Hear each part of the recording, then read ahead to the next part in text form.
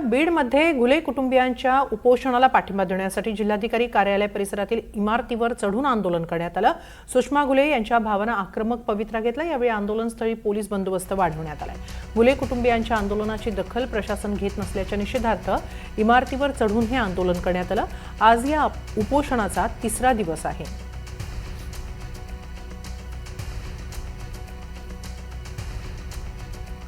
याबाबत अधिक माहिती घेऊया आमचे प्रतिनिधी आकाश सावंत यांच्याकडून। आकाश, काय नेमकं घडलं आंदोलनादरम्यान आणि जे व्यक्ती वरती चढली होती इमारतीवर ती खाली उतरली आहे का?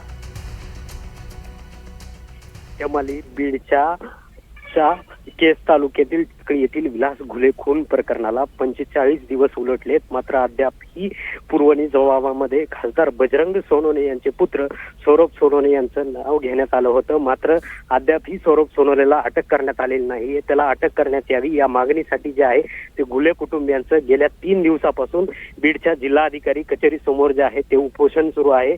यात विलास घुले यांच्या पत्नी सुषमा घुले या गर्भवती असून या गर्भवती अवस्थेत देखील त्यांचं जिल्हाधिकारी कार्यालयासमोर उपोषण सुरू आहे। आणि याच दरम्यान त्यांचे जे भाऊ आहेत ते भाऊ जिल्हाधिकारी कचेरीच्या इमारतीवर चढले आणि त्या ठिकाणी आपल्याला बघायला मिळतंय की त्यांनी गळ्यामध्ये एक दोरी देखील बांधलेली आहे। लवकरात लवकर जे आहे ते खासदार पुत्र जे आहेत त्यांना अटक करण्यात यावी आणि यांचं सुरू असलेलं उपोषण सोडावं अशी मागणी जी आहे या आंदोलकांनी केली आहे। नातेवाईक देखील जे आहेत ते आता आक्रमक झाल्याचं बघायला मिळत आहे।